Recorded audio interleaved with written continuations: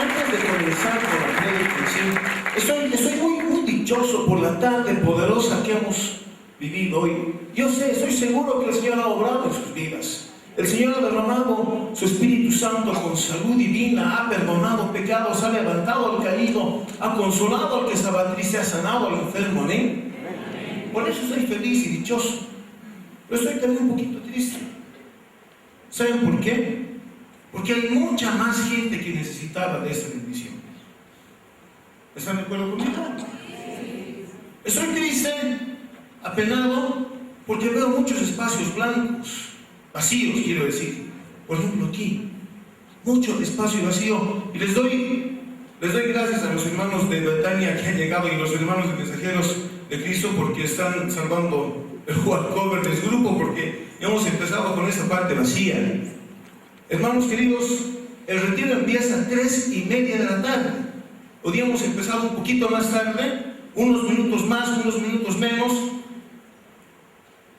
Pero los que no vienen, ¿qué pasa? Se pierden la bendición. Los que no han venido se han perdido la unción. Los que no han venido se han perdido la sanación si estaban enfermos. Lastimosamente es así. Hermanos queridos, seamos disciplinados. 3:30 empieza el retiro. Seamos obedientes. La Juanita está yendo fila por fila. Vengan a sus sitios. El Mauricio les pide, vengan hermanos. Unos cuantos hacen caso, otros no. Hermanos, tenemos que ser disciplinados, obedientes. Tenemos que someternos a la autoridad. Y todo eso el Señor nos enseña en su palabra y cada día en nuestros grupos de oración, en crecimientos, en todo. Amén. Amén. Espero que el próximo retiro, hermanos, empecemos 3:30 con el salón lleno. ¿Estamos de acuerdo? Amén. Para la gloria de Dios. Amén. Amén. Bueno, el lema del retiro, ¿qué dice el lema del retiro? Léanmelo fuerte. Caminos inevitables. ¿No les parece un lema medio extraño? ¿No es cierto? O sea, caminos inevitables. Es una frase un poco fuerte.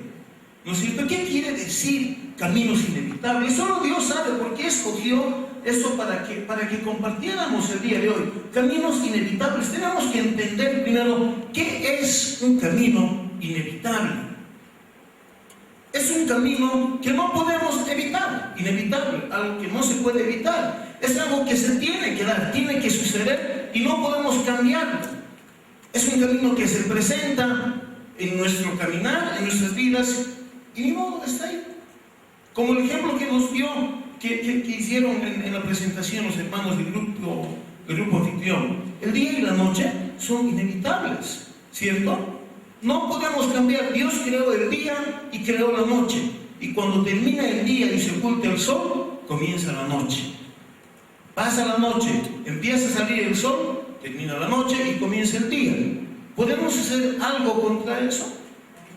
No. Y tampoco tenemos por qué tratar de evitar eso, ¿cierto? Pero ese ejemplo nos va a servir muy bien ahora para la prédica. Un camino inevitable, hermanos, es un camino que se presenta en nuestras vidas y no lo podemos esquivar. Tenemos que ir por ese camino. No nos podemos hacer un lado. No hay otro camino, no hay otro sendero, no hay una chacanchada, como dicen algunos. No, aquí en Los Pinos hay una chacanchada, se llama, ¿no? Así es, ¿no es cierto? Que es un atajo que corta el camino principal, y para no ir por el camino largo nos metemos por los pinos, por los bloques, y llegamos al Instituto Los Pinos y bajamos la chacanchada y ya estamos en San Miguel. Un atajo.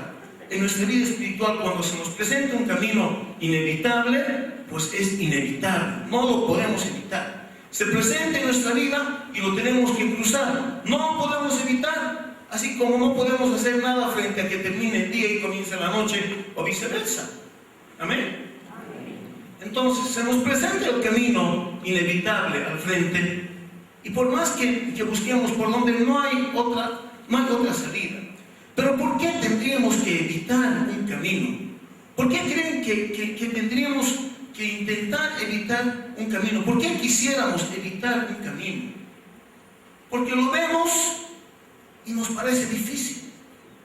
Y puede ser difícil, puede ser un camino duro. Hermanos, un camino que vemos y nos da temor, y nos sentimos débiles y decimos no. no voy a poder. Si intento, si voy por ahí, me voy a lastimar, me voy a caer, voy a fracasar. No puedo. Y nos sentimos indefensos, solos, abandonados, y de pronto comienza la noche y la oscuridad de nuestra vida y nos asusta. Pero nada podemos hacer para que no comience la noche. La noche, así como Dios creó el día y la noche, en nuestras vidas también en algún momento va a llegar la noche. Y esperamos ansiosos a que termine esa noche para que comience el día y como si nada hubiera pasado. En la palabra, hermanos, encontramos muchos ejemplos de caminos inevitables que muchas personas tuvieron que recorrer, personas que se enfrentaron a caminos inevitables y tuvieron que entrar muchos caminos inevitables, consecuencia de un pecado, consecuencia del pecado de las personas, o caminos inevitables que están ahí para nuestra purificación, para nuestro fortalecimiento. Pero ¿saben qué, hermanos? Yo les tengo una buena noticia: que cualquiera que sea el motivo del camino inevitable, tenemos un buen pastor, hermanos. Cualquiera que sea el camino inevitable, tenemos un buen pastor que va en verdes praderas, nos hace descansar, aguas tranquilas nos conduce, dice el Salmo, amén. Tenemos un buen pastor que cualquiera sea el camino inevitable, nos da fuerzas y nos lleva por caminos rectos, haciendo honor a su nombre, amén. Tenemos un buen pastor que aunque pasemos por el más oscuro de los valles, no temeremos peligro alguno, porque tú, Señor, estás con nosotros. ¿Y qué pasa con su vara y su bastón? Nos inspiran confianza. Amén. El Señor nos ha preparado un banquete ante los ojos de nuestros enemigos, dice el Salmo, y ha vertido perfume en nuestra cabeza, ha llenado nuestra copa a rebosar. Tenemos un buen pastor que su bondad y su amor nos acompañan a lo largo de nuestros días, y nosotros diremos: en tu casa, Señor, por siempre viviremos. Amén. ¿No les gusta este salmo? Es hermoso. Cruzamos por valle de sombra, entramos a caminos difíciles, caminos inevitables que no queremos caminar, caminos que no queremos afrontar, pero están ahí.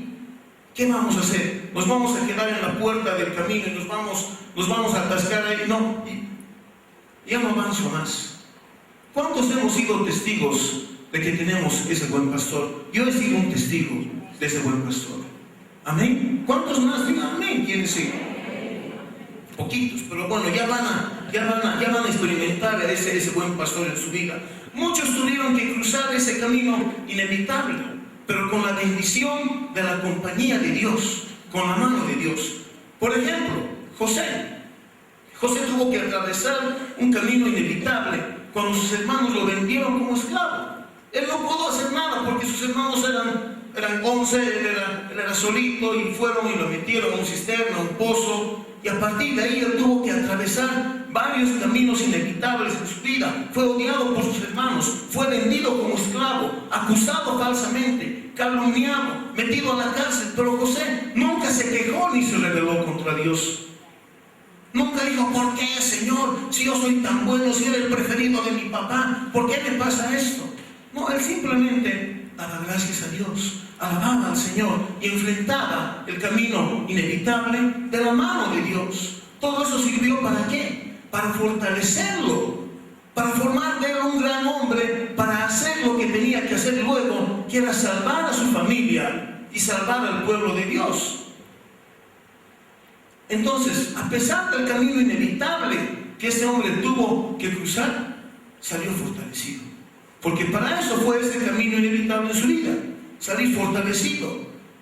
Ese mismo pueblo que él había salvado a través de su familia, ese mismo pueblo de Israel, muchos años más tarde, tuvo que enfrentar otro camino inevitable, pero esta vez producto de su pecado. ¿Por qué? Porque murmuraron contra Dios.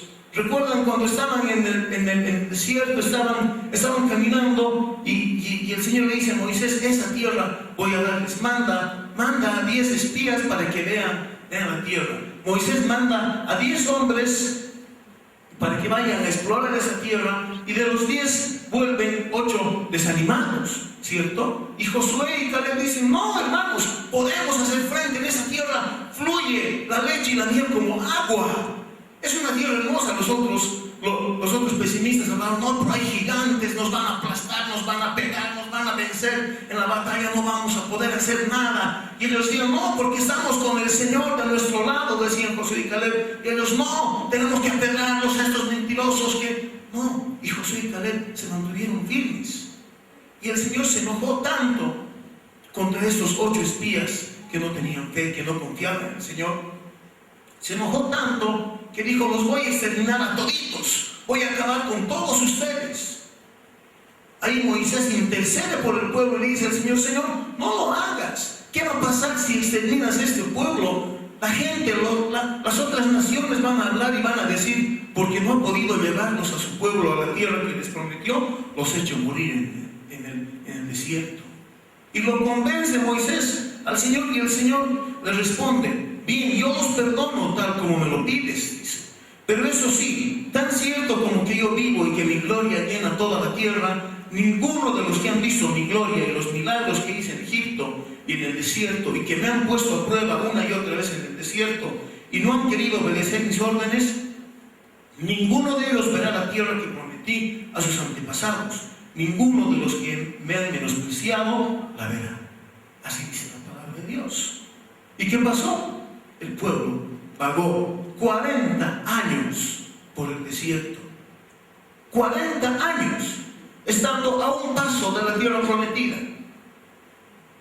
Entonces el pueblo entró en un camino inevitable por su pecado. Se enfrentó a un camino inevitable por murmurar contra Dios. Un camino inevitable que les tocó recorrer hasta llegar incluso a un mar. Ese sí que era un camino inevitable y un camino imposible. No tenían dónde más escapar. Y el mar estaba ahí al frente. Pero era el único camino. Que le metan al lado, ¿no es cierto? ¿Cómo vamos a hacer? Y ellos vuelven a murmurar. Para eso nos ha traído Dios aquí. Para que nos alcancen los egipcios y muramos en sus manos, bajo sus lanzas. Y Moisés, ¿qué hizo? Se puso a orar. Y ustedes saben qué pasó con ese mar. El Dios Todopoderoso partió el mar en dos y el pueblo lo atravesó en seco. Un camino inevitable el mar. Un camino imposible el mar, pero que Dios lo hizo imposible con el poder de su diestra, por amor a su pueblo. Amén. Hermano, puede ser que el camino inevitable que se nos presenta hoy día, que se presenta hoy en tu vida, sea un camino tortuoso, un camino difícil y hasta imposible recorrerlo. Pero cuando contamos con la mano de Dios, el camino imposible se vuelve posible. El mar se parte en dos para que lo pases en seco, hermano. Y ese camino inevitable que tuviste que cruzar es vencido por la mano de Dios, sin importar que sea consecuencia de tu pecado. No, a Dios no le importa, porque Él ya te perdonó. Y así de bueno y misericordioso es Dios para con sus hijos.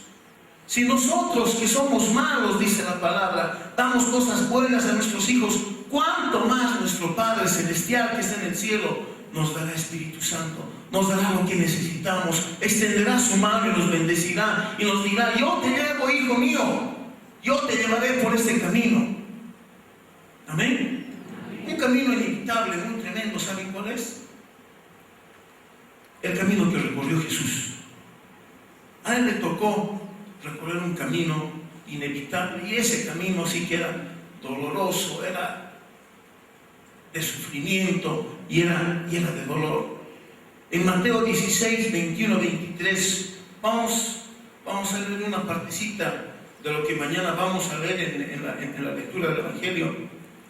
Mañana es pero es en Lucas, ahora es en Mateo 16, 21, 23, dice: a partir de entonces, Jesús comenzó a explicar a sus discípulos que Él tendría que ir a Jerusalén. Dice, bien claro, quiero que escuchen en esta parte.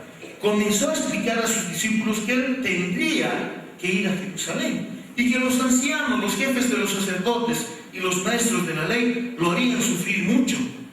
Les dijo que lo iban a matar, pero que al tercer día resucitaría. Entonces Pedro lo llevó aparte y comenzó a reprenderlo diciendo: Dios no lo quiera, Señor, esto no te puede pasar. Pero Jesús se volvió y le dijo a Pedro: apártate de mí, Satanás, pues eres un tropiezo para mí. Tú no ves las cosas como las de Dios, sino como las ven los hombres. Palabra de Dios. El versículo 21 dice: que Jesús tendría que ir a Jerusalén. En otras versiones dice que era necesario que fuera por Jerusalén. En otra versión dice, debía ir a Jerusalén a padecer ante los ancianos. Estas palabras, tendría, era necesario, debía, son palabras que nos demuestran obligatoriedad. La obligatoriedad que tenía Jesús de ir a Jerusalén para sufrir en manos de los fariseos, de los sacerdotes, de los ancianos y de todo el pueblo. Jesús era necesario que él vaya. Este era un camino inevitable que Jesús sabía que tenía que atravesarlo porque era la voluntad de Dios. Era la voluntad de Dios que sea así. Entonces era un camino inevitable. Jesús sabía que iba a sufrir. Dijo, donde los sacerdotes y los maestros de la ley lo harían sufrir mucho, les dijo a sus discípulos, me van a hacer sufrir, me van a matar, me van a meter una corona, me van a latigar, me van a hacer cosas y voy a sufrir y voy a morir, pero al tercer día voy a resucitar. Pero para eso igual iba a pasar todo un camino difícil antes de resucitar. Aquí en esta parte hay una reflexión muy importante que hacer. Jesús le dice a Pedro, apártate de mí, Satanás. Porque en ese momento Pedro, lo que estaba pasando es que Pedro estaba siendo utilizado por Satanás para hacerle recuerdo a Jesús lo que él dijo más adelante, que él podía llamar a legiones de ángeles para que terminen con todo. Jesús podía decirle al Padre, Padre, envía legiones de ángeles que terminen con esos fariseos, sepulcros blanqueados, hipócritas, y que no me hagan daño. Podía haber hecho eso para que termine todo, pero si hubiera pasado eso, no se hubiera cumplido la voluntad de Dios. Le dice, eres un tropiezo para mí, eres un tropiezo para mí. Y más adelante, cuando Jesús ya está en el huerto de Getsemaní con sus discípulos y comienza a sentirse muy triste, dice la palabra que Jesús dice, siento una tristeza de muerte. Y eso es lo que nos pasa, hermanos, cuando enfrentamos un camino inevitable, sentimos tristeza, nos angustiamos. Y el Señor Jesús le dice al Padre por una primera vez, Padre mío, le dice, si es posible, líbrame de este trago amargo, pero que no se haga lo que yo quiero, sino lo que quieres tú, le dice el Señor, porque estaba sufriendo y había comenzado ese camino de sufrimiento. Hermano, tú y yo sufrimos de la misma manera cuando se nos presenta un camino inevitable, ¿cierto? ¿O no sufrimos? ¿O no nos desesperamos? ¿No nos duele? Hermanos, duele, ¿no? ¿Nos duele, hermanos? Pensé que solo me dolía a mí, qué grave, yo soy aquí el debilucho. Hermanos, cuando enfrentamos un camino inevitable en nuestra vida, cuando se nos presenta algo, sentimos dolor. Por ejemplo, cuando sentimos la tristeza de muerte, cuando un ser querido se nos va. La muerte es un camino inevitable, hermanos. Si sentimos dolor, sentimos angustia, sentimos tristeza y lloramos y nos desesperamos. La muerte es un camino inevitable, así como el dolor que sentimos por la muerte, el dolor también es un camino inevitable que tenemos que recorrerlo. No sufrimos igual que sufrió Jesús cuando enfrentamos un camino inevitable como ser la enfermedad de un ser querido, hermano. Cuando enfrentamos la enfermedad en nuestro cuerpo, nuestra carne, no sentimos angustia y tristeza. Cuando estamos enfermos, cuando llega un día y nos diagnostican a nosotros o a un pariente, a mi papá, mamá, esposo, esposa, hijo, hija, hermano, le diagnostican una enfermedad de muerte, no sufrimos igual que sufrió Jesús cuando se vio ante ese camino inevitable que tenía, que era necesario que recorra. Jesús sufrió así como nosotros sufrimos y tal vez más aún. Sin desmerecer y menospreciar nuestro dolor, nuestro sufrimiento, pero sufrimos, nos duele en el alma, pero es un camino que debemos, es necesario recorrerlo. Tenemos que hacer frente a ese camino. Por una segunda vez, el Señor Jesús le dice al Padre, escuchen bien esto, Padre mío, le dice, si no es posible evitar que yo sufra esta prueba, hágase tu voluntad. si no es posible evitar, porque era un camino inevitable frente a Jesús. Dice, si no se puede evitar, Señor, ¿ok? Hágase tu voluntad. Aquí estoy. Que se haga tu voluntad. Y se hizo la voluntad del Padre. Muchas veces, hermanos, vamos a tratar por todos los medios humanos, con todas nuestras fuerzas, vamos a tratar de evitar esos caminos inevitables. Pero lastimosamente no es posible. La noche tiene que venir en algún momento y no podemos hacer nada para evitarlo, más aún si es la voluntad de Dios.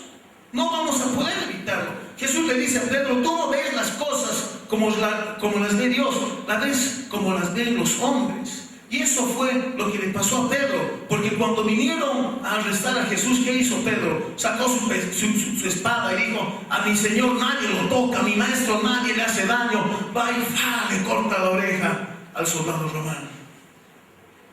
Valiente Pedro. Estaba queriendo evitar que Jesús entre a ese camino inevitable. Por eso el Señor le dice, apártate de mí, Satanás. Un momento antes, apártate de mí, Satanás, porque era lo que tenía que suceder. Era un camino inevitable que Jesús era necesario que recorra.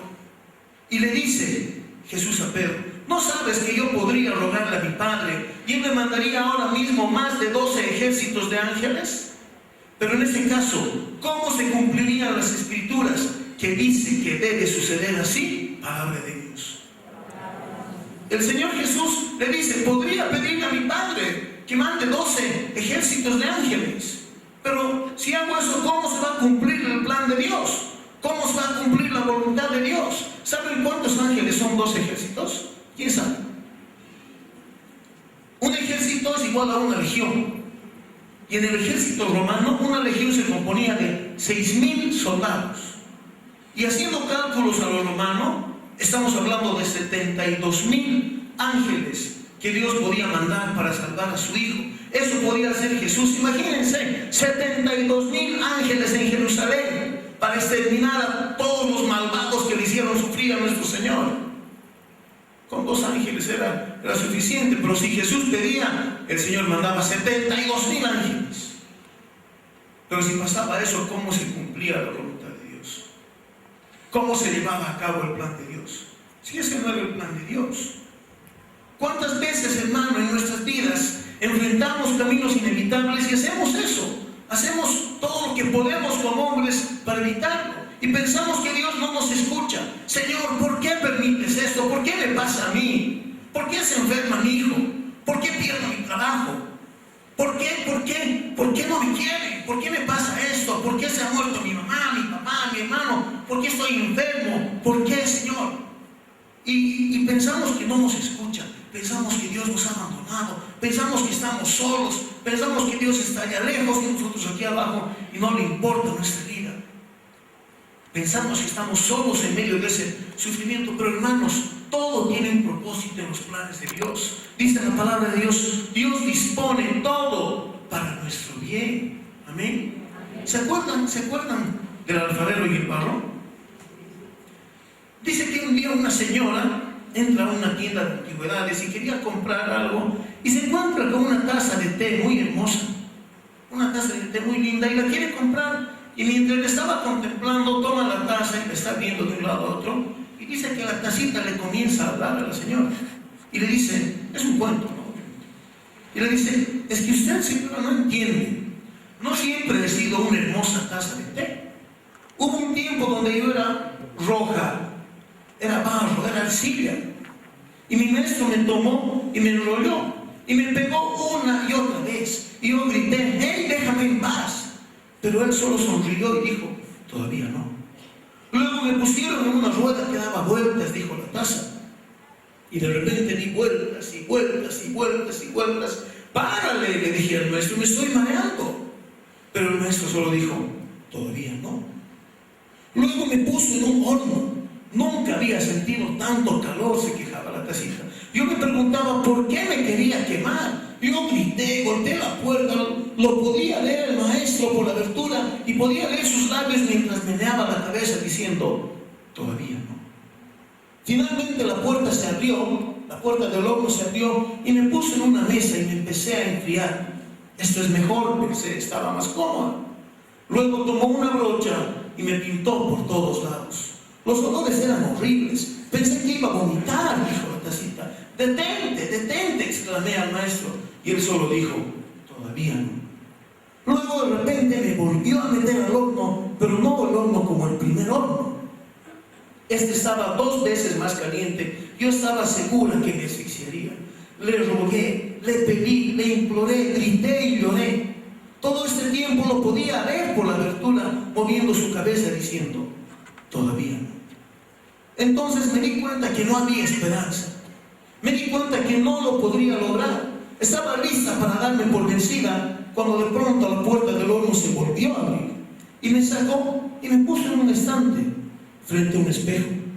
Y unas horas después, cuando por fin pude reaccionar, me miré al espejo y dije, no, esa no soy yo. Esa no puedo ser yo. Esa taza es hermosa. ¿Soy hermosa? Yo quiero que recuerdes entonces, me dijo el maestro cuando la tacita. Yo sé que duele ser enrollada y golpeada, pero si solo te dejo como barro, te hubiera secado y te hubiera tenido que echar a la basura. Yo sé que te mareaste cuando te di vueltas en esa rueda, pero si no lo hubiera hecho, te hubieras hecho pedazos. Yo sé que te dolió y que estaba caliente y desagradable el horno, pero si no te hubiera puesto ahí, te hubieras estrellado. Sé que los olores eran fuertes y cuando te llené de pintura por todos lados, pero si no hubiera hecho todo esto, nunca te hubieras afirmado. No tendrías color en tu vida si no te hubiera metido en ese segundo horno. No hubieras sobrevivido por mucho tiempo porque la firmeza no iba a aguantar. Ahora eres un producto terminado, le dijo el maestro a la tacita. Y era una tacita hermosa. Eso es lo que hace el Señor con nuestras vidas, en esos caminos inevitables, donde los golpes nos duelen, donde nos sentimos incómodos, donde hace calor, donde nos echan pintura, donde nos pasa todo eso, pero todo eso es necesario para salir fortalecidos, para que no nos rompamos al primer golpe, para que no nos estrellemos, para que no nos quebrantemos, para que no nos hagamos purés y nos caemos. Tenemos que entrar al horno, tenemos que pasar por la rueda del alfarero, tenemos que ser amasados por el buen alfarero. ¿Para qué? Para soportar estos caminos inevitables, para tener color en nuestra vida y para salir más que victoriosos por medio de aquel que nos amó. Amén. Amén. Dale el aplauso al Señor.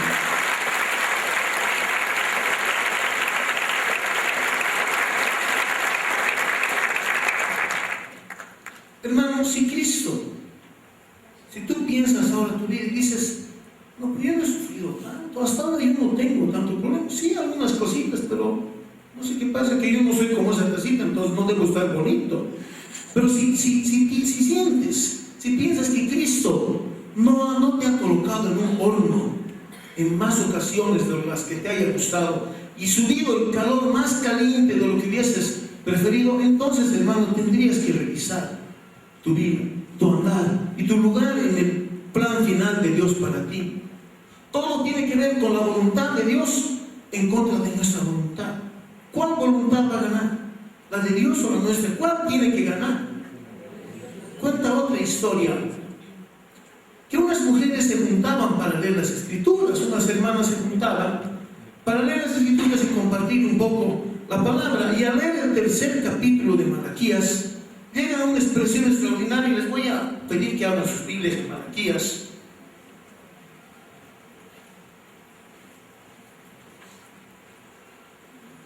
El libro de Malaquías, capítulo 3, versículo 3. Las hermanas estaban repasando este capítulo y llegan a este versículo que era extraordinario, pero originó un poco de confusión en ellas porque dice así: el Señor se sentará a purificar a los sacerdotes, los descendientes de Leví, como quien purifica la plata y el oro en el fuego. Palabra de Dios. El Señor se sentará para afinar y limpiar la plata. Y se miran entre ellos, ¿no?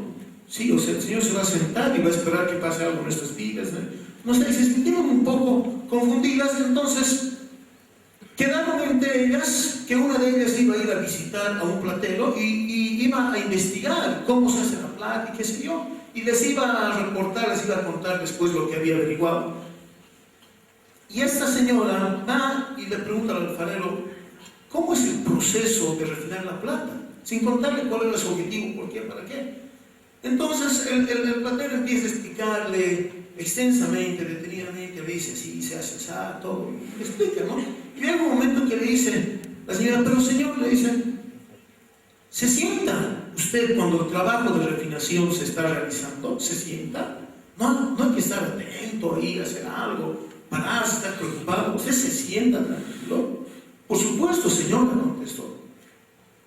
Debo sentarme con mis ojos bien fijos en el horno, porque si el tiempo necesario para la refinación excede en el menor grado, la plata será dañada. La mujer vio la belleza de la palabra de Dios y el consuelo también de la expresión se sentará para afinar y limpiar la plata. Entendió que mientras estamos siendo afinados como la plata, estamos siendo vapuleados por el alfarero, el platero divino está pendiente de que no nos hagamos daño. Está pendiente de que el calor del horno no nos afecte en nuestras vidas. Está pendiente de que salgamos ilesos, enteros, sanos, fortalecidos, porque eso es lo que quiere el Señor cuando estamos en caminos inevitables. Entonces, Dios ve necesario poner a sus hijos en el horno. Sus ojos están fijos en el trabajo de purificación. No es que se olvide el Señor, nos metió al horno y se va a atender otros asuntos. Hay hambre en la India, voy a ver el pancito. No, el Señor está en todas partes. El Señor está en todas partes y mientras hace eso allá, está viendo que tú en el horno estés bien, que tú en el horno estés tranquilo a pesar de tu desesperación. Su sabiduría y amor están ambos enlazados de la mejor manera para los hijos de Dios. Sus pruebas no vienen al azar, pues aún nuestros cabellos están todos contados. Así se preocupa el Señor por nosotros. Y dice que la hermana de esa mujer, al irse del taller, el platero la vuelve a llamar y le dice, señora, todavía me falta mencionarle algo. Y le dijo que solo sabe que el proceso de purificación está completo cuando el platero puede ver el reflejo de su propia imagen en la plata. Qué bello ejemplo, ¿no es cierto? Cuando Cristo haya visto su propia imagen en nosotros, el trabajo de purificación se habrá cumplido. Ese es el objetivo, hermanos, de nuestra purificación. Ese es el objetivo de los caminos inevitables en nuestra vida. No intentemos evitar los caminos que Dios pone en nuestra vida para fortalecernos, para salir purificados, para salir refinados como la plata. Porque el objetivo es que reflejemos a Cristo en nuestro rostro, que seamos como Cristo al andar, que hablemos como Cristo hablaría, que actuemos como Cristo actuaría, que caminemos como Cristo caminaría, que seamos un reflejo exacto de Cristo. Ahí se habrá cumplido el trabajo de la purificación en nuestra vida.